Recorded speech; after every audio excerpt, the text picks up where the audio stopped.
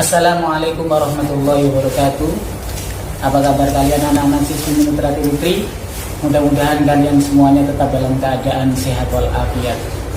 Anak-anak, untuk materi hari ini adalah tentang sholat fardu. Sholat secara bahasa adalah ad-du'a, yaitu doa. Artinya ketika ada orang yang berdoa, maka orang itu sudah dikatakan sholat, tetapi secara bahasa saja. Adapun sholat secara istilah syara, sebagaimana yang disampaikan oleh Imam Rafi'i adalah aqwalun wa af'alun muftatahatun bitakbiri muftatamatun bitaslimi bisyara'ita maksusatin.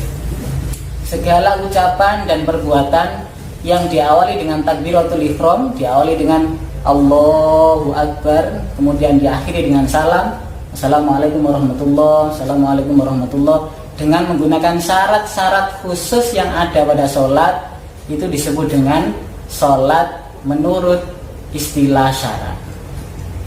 Kemudian anak-anak, hukum melaksanakan sholat. Hukum melaksanakan sholat di sini adalah fardu ain. Apa itu fardu ain? Fardu ain itu adalah kewajiban yang harus dilakukan oleh setiap orang mukallaf. Siapakah orang mukallaf itu? Orang mukallaf adalah orang yang sudah terkena beban kewajiban melakukan syariat dalam agama Islam. Ini yang disebut dengan fardu ain. Jadi setiap orang harus melakukan sholat itu, maka sholat tidak bisa diwakilkan.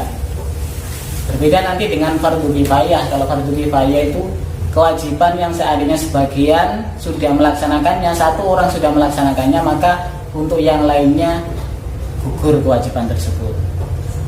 Allah Subhanahu wa taala berfirman di dalam surat An-Nisa ayat 103, Bismillahirrahmanirrahim, fa idza qadaytumus sholata fadhkurullaha qiyaman wa qu'udan wa 'ala junubikum wa idza tma'nantum faqimus shalah innas sholata kanat 'alal mu'minina kitaban mawquta.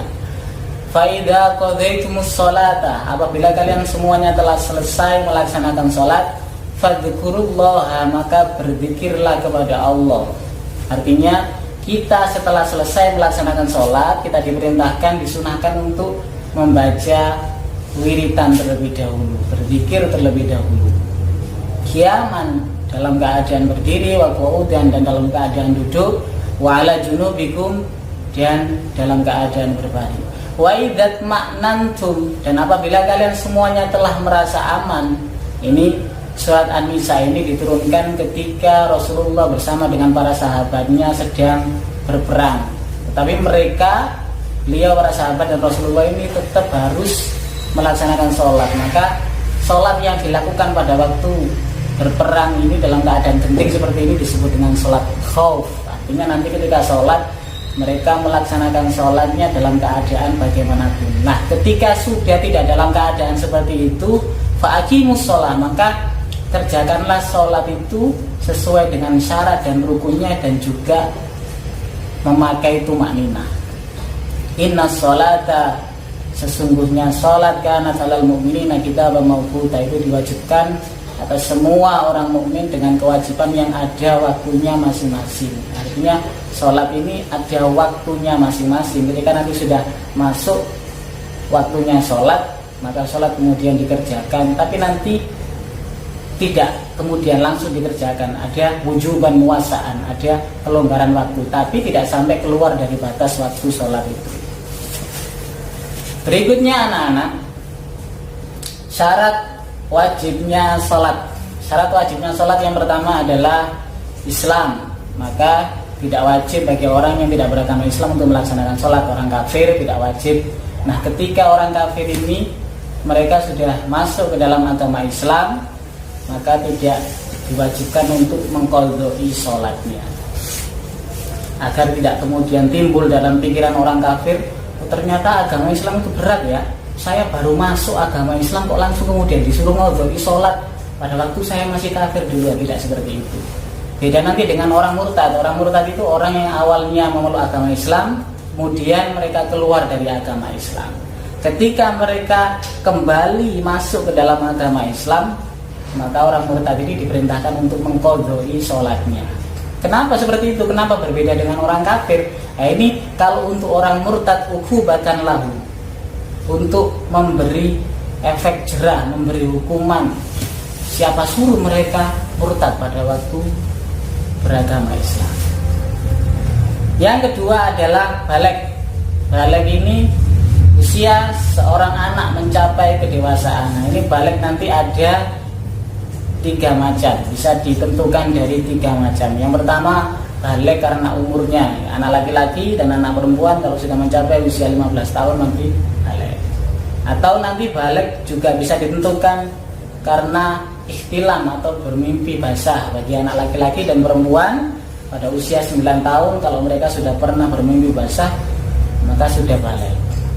Atau yang ketiga, karena haid atau menstruasi bagi anak perempuan usia 9 tahun maka mereka sudah baligh. Maka tidak wajib sholat ini untuk anak yang masih kecil, tetapi orang tuanya diperintahkan untuk memerintahkan anak-anaknya tadi itu yang masih kecil untuk melaksanakan sholat ketika mereka sudah berusia 7 tahun. Kalau sudah 7 tahun dan mereka sudah tamyiz, sudah bisa membedakan mana yang baik dan yang buruk, mana yang boleh dan yang tidak boleh, maka orang tuanya diperintahkan untuk memerintahkan anaknya untuk sholat. Tapi kalau seandainya usia 7 tahun dan mereka masih belum tamyiz juga, masih belum bisa membedakan yang baik dan yang buruk, yang boleh dan yang tidak boleh, maka orang tuanya tidak diperintahkan untuk memerintahkan anaknya sholat. Ketika anaknya tadi itu sudah mencapai usia 10 tahun, maka orang tuanya diperintahkan untuk memerintahkan anaknya sholat, dan mereka ketika meninggalkan harus diberi pelajaran sedikit lebih keras. Kalau bahasanya di kitab itu didzarbin ghairi mubarrihin, dipukul tapi dengan pukulan yang tidak menyakitkan. Nah, misalkan contoh, saya contohkan, kok dikit lapo gak sholat? Ayo sholat, tapi tidak sampai menyakitkan atau menimbulkan bekas luka, tidak sampai seperti itu. Atau kalau seandainya diomongi sudah ngerti ya cukup diomongi saja. Yang ketiga adalah berakal, punya akal, waras. Jadi sholat itu tidak wajib bagi orang yang gila. Kemudian syarat sahnya sholat. Syarat sahnya sholat, syarat sah sebelum masuk dalam rangkaian ibadah sholat ada 5 macam.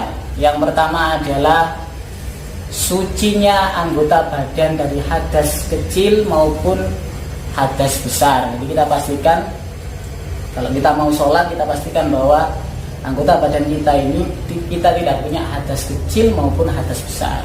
Dan juga suci dari najis, suci dari najis yang tidak dimakfu, baik di pakaian kita, di badan kita, atau di tempat yang kita gunakan untuk sholat. Yang kedua adalah menutup aurat. Aurat itu secara bahasa artinya adalah kekurangan.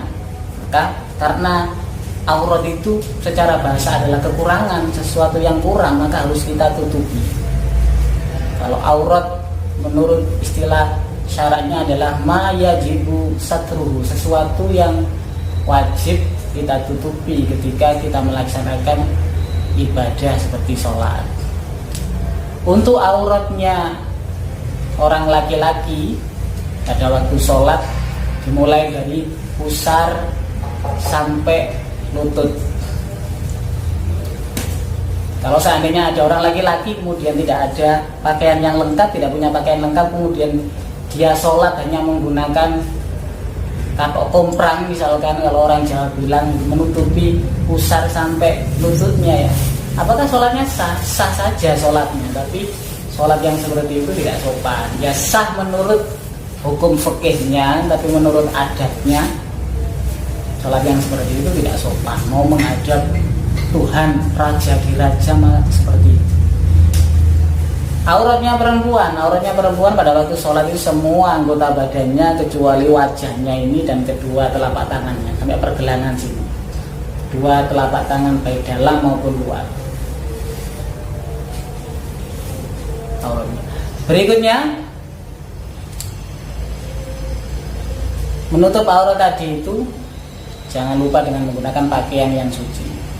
Yang ketiga adalah menetap di tempat yang suci. Kita pastikan bahwa tempat yang kita gunakan untuk sholat tadi itu harus suci dari najis. Yang keempat adalah mengetahui masuknya waktu sholat. Kita punya dzon yang kuat, prasangka yang kuat bahwa sholat itu sudah masuk, entah itu dengan istihad, dengan melihat jam atau dengan melihat tanda-tanda bahwa sholat itu sudah masuk.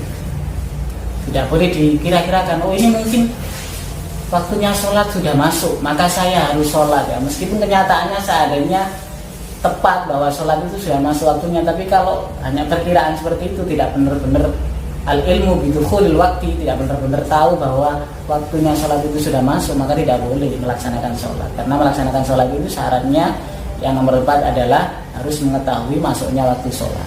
Yang kelima adalah menghadap kiblat atau menghadap Ka'bah. Dan yang menjadi ukuran menurut Imam Syafi'i menghadap kiblat, menghadap Ka'bah ini adalah dadanya kita. Yang penting dada kita tidak sampai berpaling dari kiblat, maka sholatnya sah. Meskipun nanti kepalanya nolak-nolak seperti ini pada waktu sholat. Cuman kalau kalian sholat kemudian tolak-tolak, itu hukumnya makruh. Tapi tidak sampai membatalkan sholat. Tapi kalau dadanya yang kemudian berpaling ke kiri atau ke kanan, maka batal sholatnya.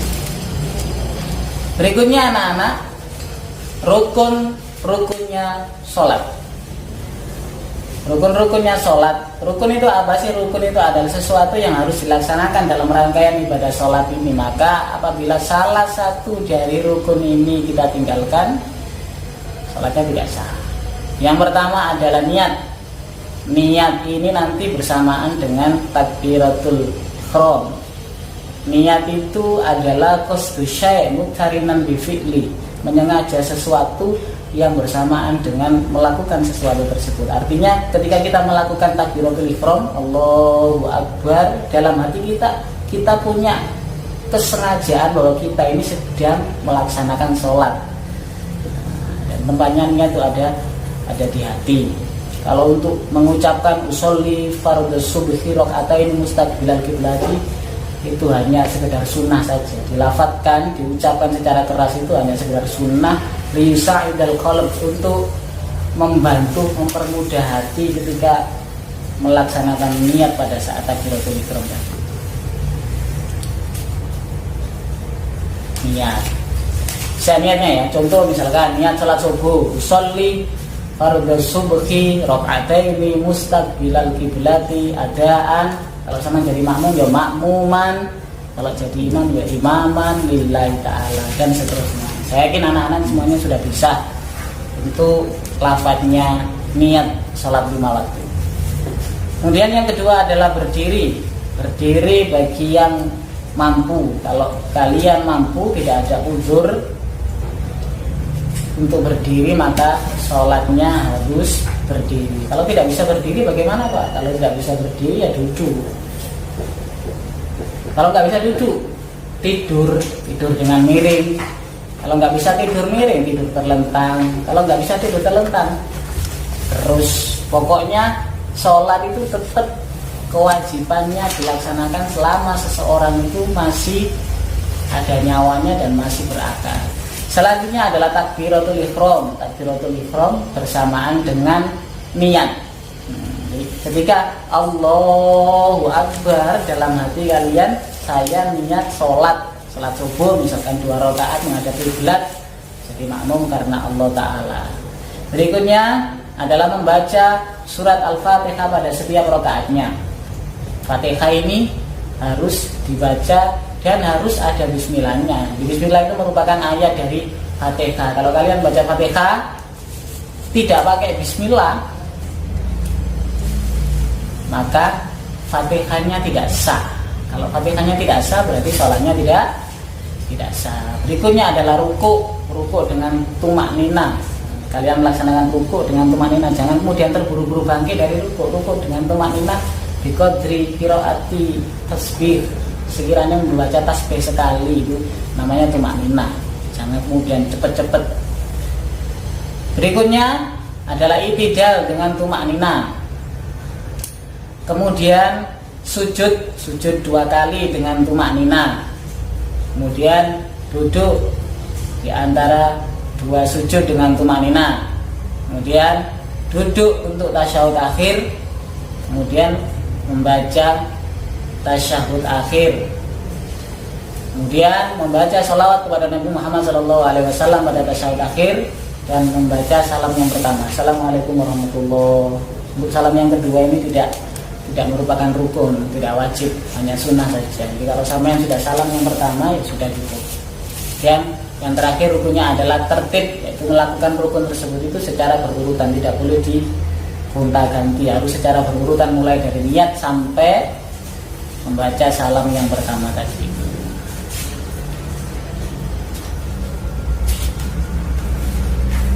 Kemudian untuk hal-hal yang membatalkan sholat, di antara lain adalah meninggalkan salah satu rukun sholat dengan sengaja, tidak ada udzur apapun, terus kemudian sama tidak baca Fatihah misalkan, maka sholatnya batal. Kemudian meninggalkan salah satu syarat sahnya sholat, kemudian berkata dengan sengaja satu huruf memahamkan atau lebih dari satu huruf meskipun tidak memahamkan dehem. Nah itu meskipun orang tidak paham apa artinya itu, seperti itu juga bisa membatalkan sholat kalau dengan sengaja. Makan dan minum, masa ada orang sholat kemudian makan minum, maksudnya misalkan ada sisa makanan atau sampean habis sholat habis minum kemudian sampean telan juga, itu juga bisa membatalkan sholat. Kemudian berhadas, hadas kecil atau hadas besar, kemudian terbukanya aurat. Demikian anak-anak penjelasan sholat secara singkat, mudah-mudahan ada guna dan manfaatnya. Wallahumma fi bil aqwami thoriq. Assalamualaikum warahmatullahi wabarakatuh.